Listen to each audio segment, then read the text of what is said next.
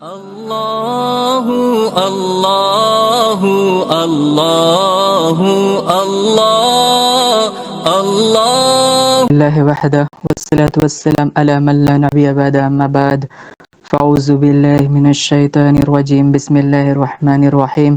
اللہ تعالیٰ قرآن مجید اور رسول اللہ صلی اللہ علیہ وسلم کا مذاق اڑانے والے شخص کا حکم ارشاد الہی ہے، وَلَئِن سَأَلْتَهُمْ لَيَقُولُنَّ إِنَّمَا كُنَّا نَخُوضُ وَنَلْعَبُ قُلْ أَبِاللَّهِ وَآيَاتِهِ وَرَسُولِهِ كُنتُمْ تَسْتَهْزِئُونَ۔ سورۃ توبہ آیت نمبر 65۔ اور اگر آپ صلی اللہ علیہ وسلم ان سے پوچھیں کہ تم کیا باتیں کر رہے تھے تو کہیں گے ہم تو یوں ہی بات چیت اور دل لگی کر رہے تھے۔ آپ ان سے کہیں دیجئے کہ تمہاری دل لگی کے لیے اللہ تعالیٰ کی اور اس کی آیات اور اس کے رسول ہی رہ گئے ہیں۔ یہاں تک کل ہو گئی تھی بات، اب اس کے آگے چلیے۔ حضرت ابن عمر رضی اللہ عنہما، محمد بن کعب، زید بن اسلم اور قتادہ رحمۃ اللہ علیہم سے روایت ہے۔ ان سب کی روایات آپس میں مل گئی ہیں، ان کے الفاظ ذرا مختلف ہیں، لیکن مفہوم یہ ہے کہ غزوہ تبوک میں ایک منافق نے کہا ہم نے پیٹ کے پجاری، زبان کے جھوٹے اور میدان جنگ میں سب سے زیادہ بزدل ان علم والوں سے بڑھ کر اور کوئی نہیں دیکھے۔ اس کی مراد رسول صلی اللہ علیہ وسلم اور آپ کے قراء صحابہ رضی اللہ عنہ تھے، قراء صحابہ کرام رضی اللہ عنہ تھے۔ عوف بن مالک رضی اللہ عنہ نے اسے کہا کہ تو جھوٹا ہے اور پکا منافق ہے، میں تمہاری بات نبی صلی اللہ علیہ وسلم کو ضرور بتاؤں گا۔ چنانچہ عوف رضی اللہ عنہ بتانے کی غرض سے آپ کے پاس گئے، مگر ان کے آنے سے پہلے وحی نازل ہو چکی تھی۔ وہ منافق بھی آپ صلی اللہ علیہ وسلم کی خود خدمت میں معاذرت کے لیے آ پہنچا۔ آپ صلی اللہ علیہ وسلم اونٹنی پر سوار ہو کر روانہ ہو چکے تھے۔ وہ بولا یا رسول اللہ، ہم لوگ تو محض دل بہلانے کے لیے ایسی بات چیت اور سواروں کی سی باتیں کر رہے تھے تاکہ سفر کی مشقت طے کر سکیں اور بوریت نہ ہو۔ حضرت عبداللہ بن عمر رضی اللہ عنہما فرماتے ہیں وہ منظر ابھی بھی میرے سامنے ہے، گویا وہ شخص آپ کی اونٹنی کے کچاوے کی رسی کے ساتھ چمٹا ہوا ہے اور پتھر اس کے پاؤں راستے ہٹا رہے ہیں، اور وہ کہہ رہا ہے ہم تو محض بات چیت اور دل لگی کر رہے تھے، اور رسول صلی اللہ علیہ وسلم نے فرما رہے ہیں اب اللہ و آیاتہ و رسولہ کنتم تستہزئون لا تعذروا قد کفرتم بعد ایمانکم۔ کیا تم اللہ تعالیٰ، اس کی آیات اور اس کے رسول سے ہنسی کرتے ہو؟ تم نے ایمان لانے کے بعد یہ بات کر کے کفر کا ارتکاب کیا ہے۔ چنانچہ آپ نہ تو اس کی طرف التفات فرما رہے تھے اور نہ اس پر کچھ مزید فرما رہے تھے۔ چلیے، یہ جو باتیں تھی کہ اس آیت وَلَئِن سَأَلْتَهُمْ لَيَقُولُنَّ إِنَّمَا كُنَّا نَخُوضُ وَنَلْعَبُ قُلْ أَبِاللَّهِ وَآيَاتِهِ وَرَسُولِهِ كُنتُمْ تَسْتَهْزِئُونَ لَا تَعْتَذِرُوا قَدْ كَفَرْتُمْ بَعْدَ إِيمَانِكُمْ۔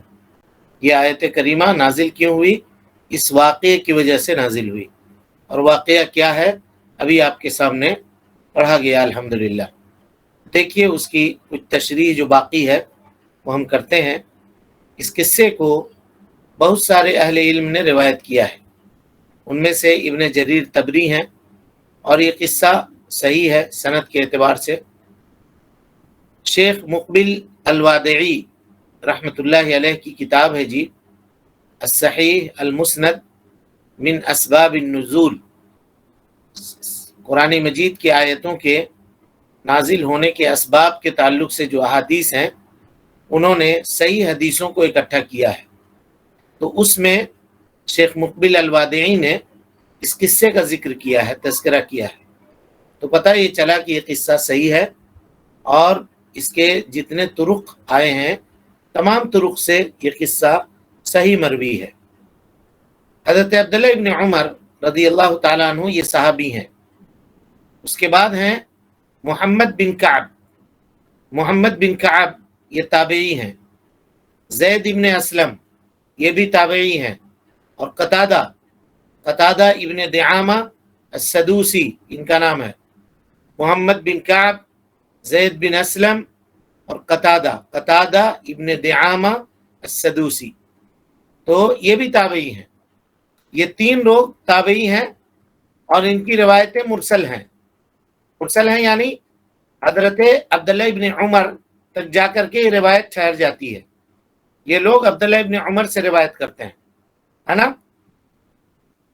تو شیخ نے یہ کہا، شیخ الاسلام نے کہا دخل حدیث بعضهم فی بعض، مطلب بعض کی حدیثیں بعض کے ساتھ جوڑ کر کے بیان کی گئی ہیں. یعنی ہو سکتا ہے قتادہ کی روایت الگ ہو، زید ابن اسلم کی روایت الگ ہو، اور اسی طریقے سے محمد ابن کعب کی روایت الگ ہو، لیکن تینوں روایتوں کا جو نچوڑ اور جو خلاصہ تھا وہ ایک روایت کے اندر بیان کیا گیا ہے. اور علماء ایسا کرتے ہیں، اس بات کی تشریح کر دیتے ہیں کہ الفاظ مختلف ہو سکتے ہیں لیکن معنی کے اعتبار سے کل ملا کر کے یہی معنی نکلتا ہے جو آپ کے سامنے بیان کیا گیا. تو اسی کو کہا دخل حدیث بعضهم فی بعض، بعض کی حدیث بعد میں، اے ادخلت حدیث بعضهم فی بعض، بعض کے حدیث کو بعض میں داخل کر دیا گیا، بعض کے کلام کو بعض کے کلام سے ملا دیا گیا اور قصے کو ایک پیرائے میں آپ کے سامنے بیان کیا گیا، ہے نا. یہ مطلب ہے. کہتے ہیں ایک شخص تھا غزوہ تبوک میں، اور غزوہ تبوک یہ معروف لڑائی ہے جی. مدینہ منورہ سے بڑا لمبا راستہ تھا، تقریباً 400 کلومیٹر سے زیادہ کی مسافت تھی تبوک کی، جہاں اللہ کے نبی جناب محمد رسول اللہ صلی اللہ علیہ وسلم نکلے تھے اس جنگ کے لیے. تو ان لوگوں نے کہا ما رأینا مثل قرائنا ہؤلاء، قرہ سے مراد وہ لوگ جو قرآن مجید کے حافظ تھے اور قرآن مجید کی تلاوت کیا کرتے تھے، اور اس سے وہ لوگ اللہ کے نبی صلی اللہ علیہ وسلم اور آپ صلی اللہ علیہ وسلم کے کبار صحابہ کو مراد لے رہے تھے. کہہ رہے تھے ما رأینا مثل قرائنا ہؤلاء، ہم نے اپنے ان قاریوں کے جیسے کسی کو نہیں دیکھا، اپنے قاریوں کے جیسے کسی کو نہیں دیکھا. اور قاریوں سے مراد نبی صلی اللہ علیہ وسلم کو بھی لے رہے تھے اور کبار صحابہ کو بھی لے رہے تھے. کیا نہیں دیکھا؟ کہا ارغب بطونا، یہ لوگ بہت بڑے پیٹ والے ہیں، یعنی پیٹو ہیں، بہت کھاتے ہیں. تو مولویوں کے بارے میں یہ بات کہنا آج سے نہیں ہے جی،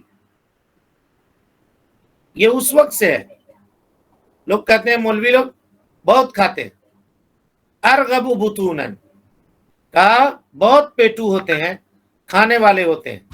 ما رأینا مثل قرائنا ہؤلاء ارغب بطونا، یعنی اکبر بطونا اوسع بطونا، بہت کھانے والے، صرف کھانے پر دھیان جانا، یہ ان لوگوں نے کہا، ہے نا. اور یہ سخریہ تھا، مذاق تھا. اللہ کے نبی صلی اللہ علیہ وسلم کا مذاق اڑا رہے تھے اور صحابہ کرام کا مذاق اڑا رہے تھے، اور ساتھ ہی ساتھ یہ بات جھوٹ بھی تھی. ان کا یہ کہنا کہ یہ لوگ زیادہ کھانے والے ہیں جھوٹی بات تھی. کیوں؟ کہ اللہ کے نبی صلی اللہ علیہ وسلم کان اکل الناس طعاما، بہت کم کھانا آپ صلی اللہ علیہ وسلم کھایا کرتے تھے، کم کھاتے تھے. اور اسی لیے تو آپ نے کہا کہ مومن ایک پیٹ میں کھاتا ہے، ایک آنت میں کھاتا ہے، کافر 7 آنتوں میں کھاتا ہے. کم کھانا کھاتے تھے آپ، اور آپ نے کہا پیٹ کو 3 حصے میں تقسیم کرو.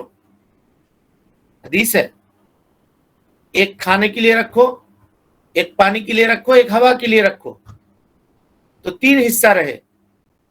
مطلب یہ ہے کہ پیٹ بھر کر کے پورا جم کر کے جیسے ہم لوگ کھاتے ہیں، کہا ویسا نہ صحابہ کھاتے تھے اور نہ اللہ کے نبی صلی اللہ علیہ وسلم کھاتے تھے. تو ایک تو ان لوگوں نے مذاق کیا، اور دوسری بات جھوٹ بھی کہا.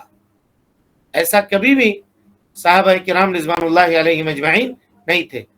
2 قباحتوں کو، 2 خرابیوں کو ایک ساتھ ان لوگوں نے جمع کیا، ایک جھوٹ اور دوسرا یہ مذاق اڑانا.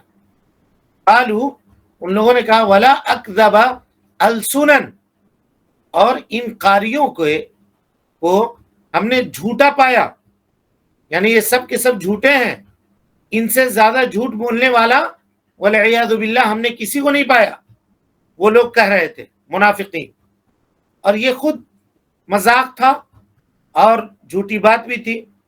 اللہ کے نبی صلی اللہ علیہ وسلم نے اپنی پوری حیات مبارکہ میں کبھی آپ نے جھوٹ بولا نہیں، نہ اسلام سے قبل نہ اسلام کے بعد. اسی لیے لوگ آپ کو سچے کہتے، سچا صادق کہتے تھے. صادق امین آپ کا لقب ہی تھا. کبھی آپ نے جھوٹ نہیں بولا، نبوت سے پہلے بھی نہیں بولا. جب جھوٹ بولنا لوگوں کے یہاں عام تھا، جس معاشرے میں آپ تھے وہاں جھوٹ بولنا کوئی گناہ کا کام نہیں تھا. یعنی وہ لوگ سمجھتے نہیں تھے گناہ کا کام. جھوٹ بولنا گناہ کا کام تو تھا ہی، لیکن معاشرے میں جھوٹ کو کوئی خراب سمجھتا ہی نہیں تھا. اللہ کے نبی صلی اللہ علیہ وسلم نے اس وقت جھوٹ نہیں بولا. تو نبوت کے بعد آپ صلی اللہ علیہ وسلم جھوٹ بولیں گے؟ صحابہ کرام رضوان اللہ علیہم اجمعین وہ جھوٹ سے نیچے بات سے بھی پرہیز کیا کرتے تھے. جھوٹ تک پہنچے یہ تو بہت بڑی بات ہے. جھوٹ کا شبہ اور شائبہ بھی اگر کسی بات کے اوپر ہو تو وہ لوگ اس سے دور ہٹتے تھے. ایسے وہ جھوٹ بولیں گے جبکہ ان کو معلوم تھا کہ جھوٹ بولنا شریعت کے اندر حرام ہے نا. لیکن یہ لوگ دل کے بیمار لوگ اللہ کے نبی صلی اللہ علیہ وسلم اور صحابہ کرام کو یہ الزام لگا رہے ہیں اور مذاق کر رہے ہیں کہ یہ لوگ جھوٹے بھی ہیں. یعنی ایک تو سخریہ، کذب، استہزاء کو جمع کر رہے ہیں اور کذب کو بھی اس میں شامل کر رہے ہیں. دو گناہوں کا ایک ساتھ ارتکاب کر رہے ہیں. اس کے بعد تیسری بات کہا ولا اجبنا عند اللقاء. لڑائی جب ہو، لقاء کہتے ہیں دشمن سے ملاقات، تو ہم نے ان سے زیادہ بزدل کسی کو نہیں پایا. والعیاذ باللہ. بتائیے تو اللہ کے نبی صلی اللہ علیہ وسلم کو بزدل کہہ رہے ہیں، جبکہ صحابہ کرام رضوان اللہ علیہم اجمعین کہتے ہیں کہ جب جنگ کی آگ بھڑک جاتی تھی تو اس آگ میں ہم لوگ اللہ کے نبی صلی اللہ علیہ وسلم کو ڈھال بناتے تھے، آپ کے پیچھے آتے تھے. اتنے بہادر آپ صلی اللہ علیہ وسلم تھے کہ میدان جنگ میں اگر اکیلے ڈٹ جاتے تھے تو کوئی آپ کے مقابلے میں سامنے نہیں آ پاتا تھا. یہی غزوہ حنین ہے. کافروں کی تیر چاروں طرف سے برس رہی ہے، صحابہ کرام ادھر ادھر ہو گئے. اللہ کے نبی صلی اللہ علیہ وسلم اپنے گھوڑے پر سوار تھے، اتر گئے گھوڑے سے نیچے کہ ہو سکتا ہے کہیں گھوڑا تیر کی بوچھار دیکھ کر کے بھاگ نہ جائے اور ان کنٹرول ہو جائے. اس لیے آپ گھوڑے سے نیچے اتر گئے، پیدل چلنے لگے اور اسی تیر کی بوچھار میں سامنے اپنے آپ کو پیش کر دیا اور آپ کہہ رہے تھے انا نبی لا کذب انا ابن عبد المطلب. میں نبی ہوں، میں کوئی جھوٹا آدمی نہیں ہوں، اور میں عبد المطلب کا بیٹا ہوں. خاندانی ہم لوگ بہادر ہیں، وہ یہ نہ سمجھے کہ ہم بزدل ہیں. تو صحابی کہتے ہیں کہ جب جنگ کی آگ بھڑک جاتی، اب بڑے بڑے سورماؤں کے پیر کے اندر کپ کپی اور اس کے ہاتھوں کے اندر لرزہ طاری ہو جاتا، تو پیارے مصطفیٰ صلی اللہ علیہ وسلم اپنی پوری شجاعت اور پوری بہادری کے ساتھ میدان جنگ میں کھڑے ہوتے. ایک مرتبہ مدینے میں افواہ گرم ہوئی تھی کہ دشمن باہر سے حملہ کرنے والا ہے. آدھی رات کو کوئی آواز سنی گئی مدینے میں، صحابہ کرام پریشان ہو گئے، کیا آواز ہے، کہیں دشمن نے حملہ تو نہیں کر دیا. سارے لوگ نکلے مدینے سے باہر دیکھنے کے لیے، تو دیکھا سامنے ایک آدمی گھوڑے کے اوپر سوار ہو کر کے چلا آ رہا ہے. جب قریب پہنچا تو دیکھا کہ اللہ کے نبی جناب محمد رسول اللہ صلی اللہ علیہ وسلم.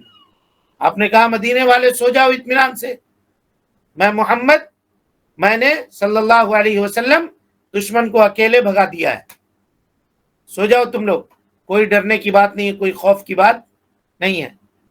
اس کو کہہ رہے ہیں کہ بہادر نہیں ہے. والعیاذ باللہ. یعنی بہتان تراشنے کی ایک حد ہوتی ہے.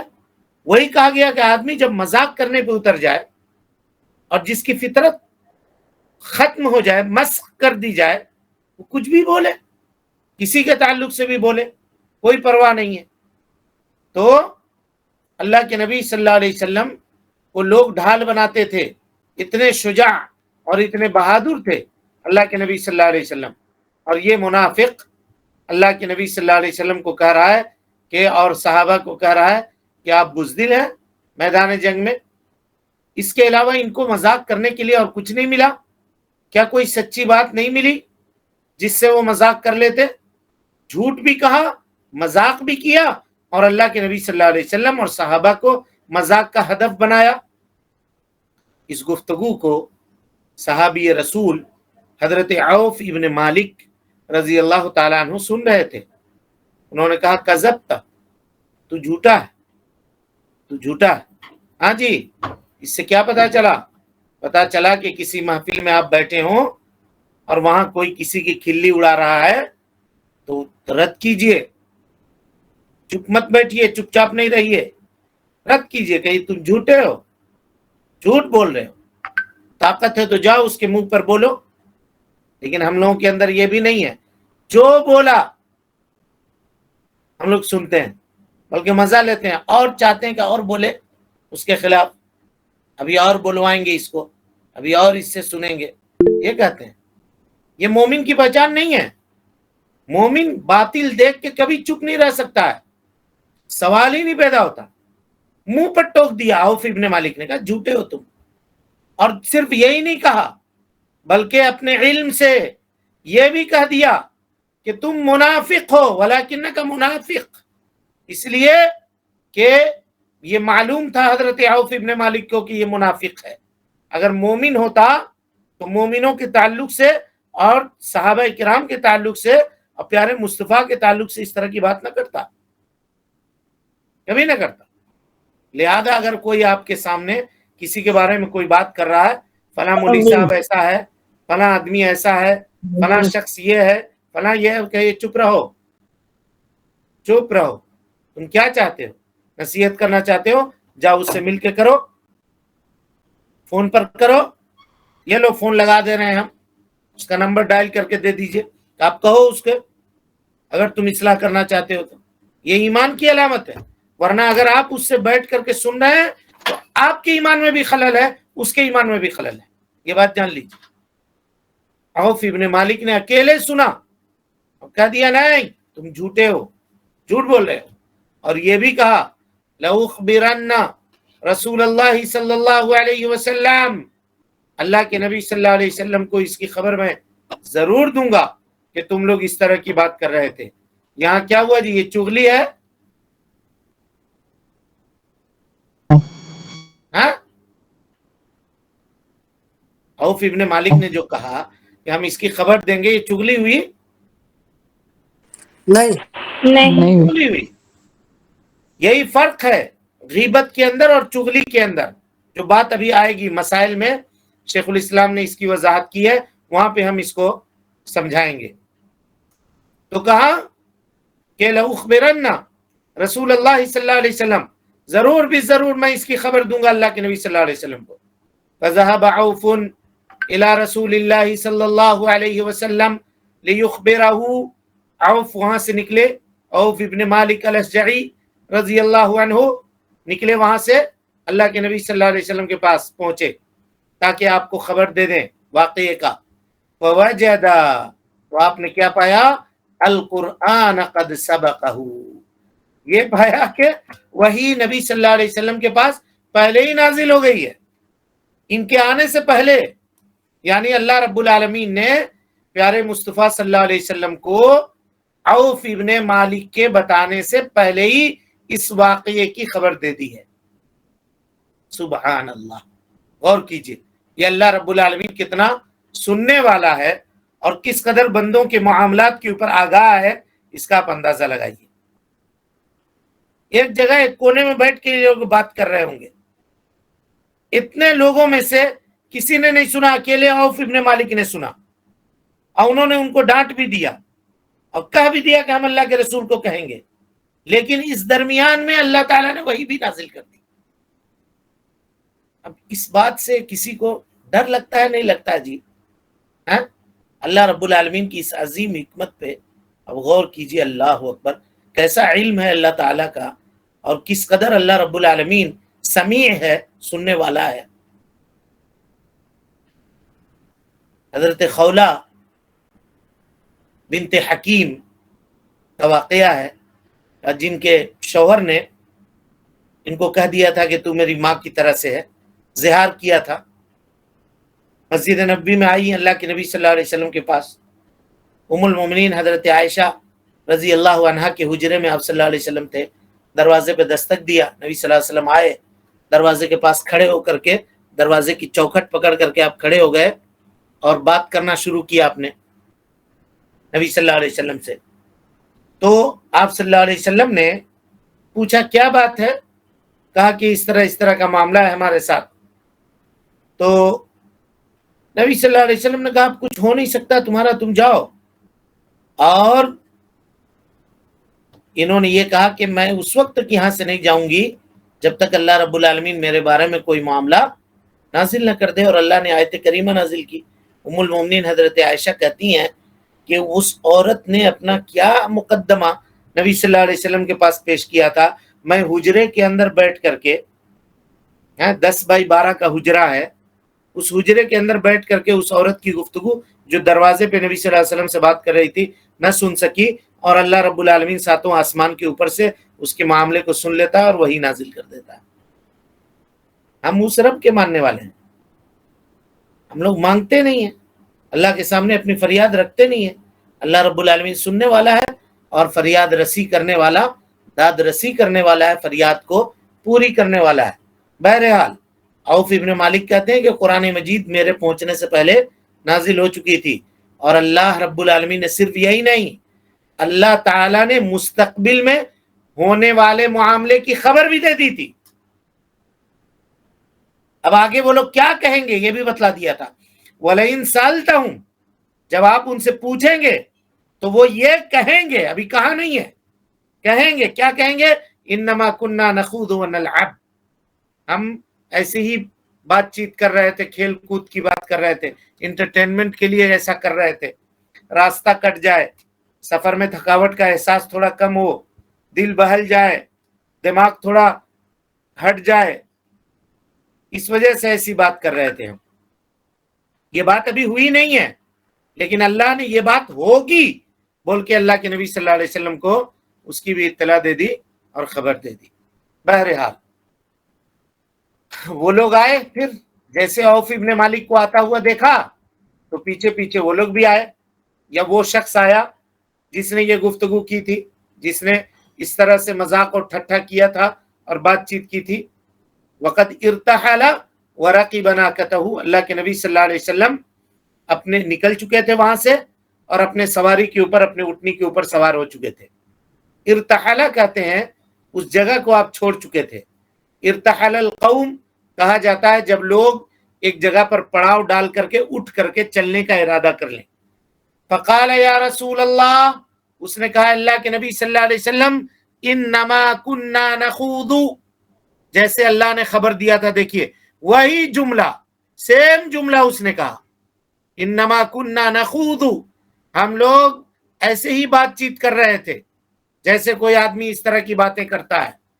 وَنَتَحَدَّثُ حَدِيثَ الرَّكْبِ نَقْطَعُ بِهِ عَنَّا الطَّرِيقَ، سوار اپنے سے بوریت کو ختم کرنے کے لیے، تھکاوٹ کو دور کرنے کے لیے، تھوڑا سا نشاط اور تازگی اپنے اندر پیدا کرنے کے لیے کچھ باتیں جو کرتا ہے، وہی سب بات ہم لوگ کر رہے تھے تاکہ ہم لوگ کا راستہ کٹ جائے.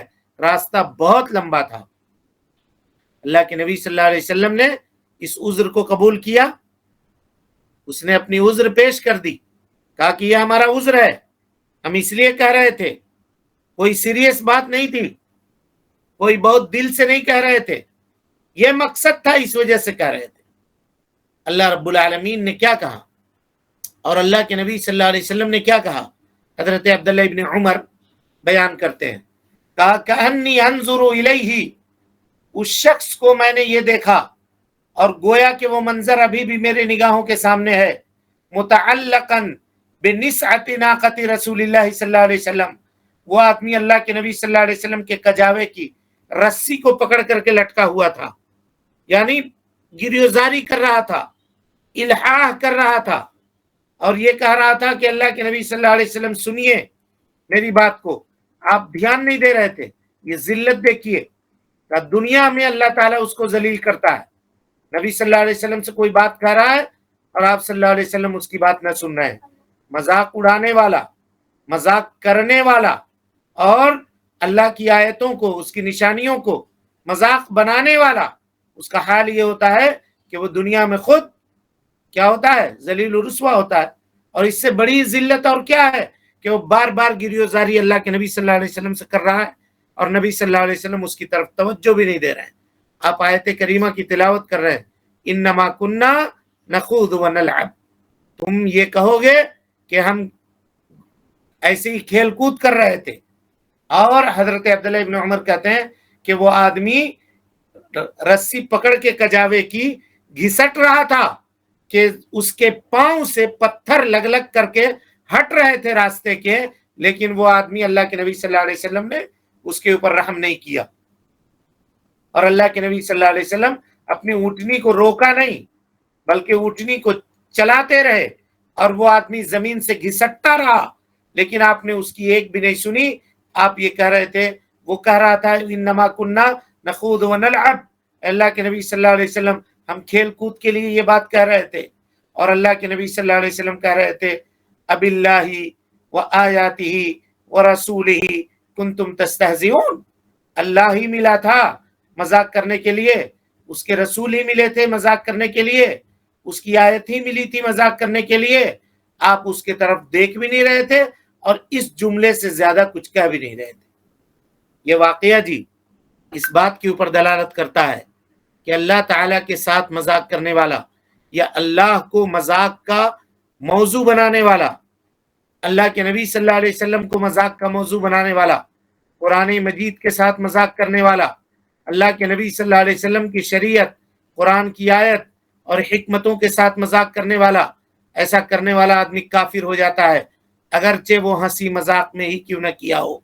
और अगर उसके बाद वो उज्र भी पेश करे कि हम हंसाने के लिए किया था, हमारा इरादा नहीं था, तब भी उसकी बात नहीं मानी जाएगी, वो काफिर हो जाएगा और उसमें उसका कोई भी उज्र काबिल कबूल नहीं होगा। बाज लोग ये कहते हैं कि नहीं नहीं, अगर उसको हलाल समझ के करता है तब भी, हरगिज नहीं। क्या अल्लाह रब्बुल आलमीन ने कुफ्र के निस्बत को हलाल के ऊपर मुअल्लक किया, इस्तेहलाल के ऊपर? बिल्कुल नहीं। कहा जो भी आदमी मजाक करे, सुखरिया करे और इनको मौजू बनाए, अल्लाह को, उसके रसूल को, शरीयत को, दीन को, शरीयत के किसी शायर को, है ना, चांद से कोई मजाक करता है, कभी कोई कुर्बानी के बकरे से मजाक करता है, कभी किसी और से मजाक करता है, अगर किसी भी चीज से करे तो ऐसा करना, अगरचे वो मजाक कर रहा हो। मियाँ बीवी के ताल्लुक से कितने मजाक बनाए हुए हैं, ससुराल के ताल्लुक से कितने मजाक बनाए हुए हैं। ये सारी चीजें कर कर के आदमी उन मकामात तक पहुंचता है जहां तक ये बातें पहुंचती हैं। हम ये कह लेंगे, हम वो कह लेंगे, जब अकल बट रहा था तो तुम चलनी लेकर के गए हुए थे, तुम फला हो, तुम ये हो, इस तरह की बेशुमार बातें। अल्लाह मियाँ की गाय है तो ये है, बताइए अल्लाह मियाँ को गाय की जरूरत है या कोई अल्लाह मियाँ की गाय है? दुनिया भर की चीजें लोगों के मुआशरे में और समाज में रिवाज पाई हुई है। ऐसा करने वाला आदमी चाहे जानबूझ करके करे या अनजाने में करे, मजाक उड़ाने के लिए करे या दिल से करे, दोनों सूरतों में वो आदमी काफिर हो जाता है, दायरे इस्लाम से खारिज हो जाता है। चले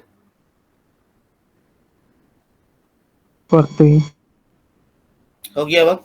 उसके बाद क्या है, मसाइल है जी। ठीक, इंशाल्लाह कल मसाइल पढ़ेंगे। अल्लाह रब्बुल आलमीन से दुआ है कि अल्लाह ताला हमें और आपको हुस्न अमल की तौफीक दे। रब्बुल आलमीन हम सब की इस्लाह फरमाए, नेकियों को कबूल करे, सय्यात से दरगुजर फरमाए, जब तक जिंदा रखे, दीन इस्लाम पे जिंदा रखे और जब उठाए ईमान पे उठाए। आमीन व आखिर दावाना अनिल हम्दुलिल्लाहि रब्बिल आलमीन।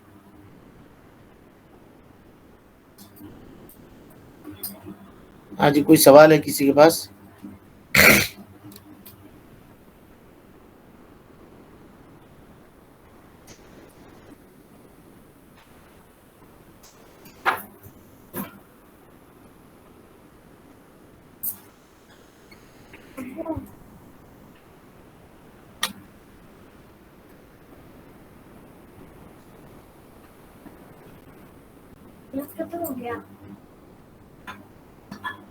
कोई सवाल है? چلیں، السلام علیکم ورحمۃ اللہ وبرکاتہ. اللہ اللہ اللہ اللہ اللہ اللہ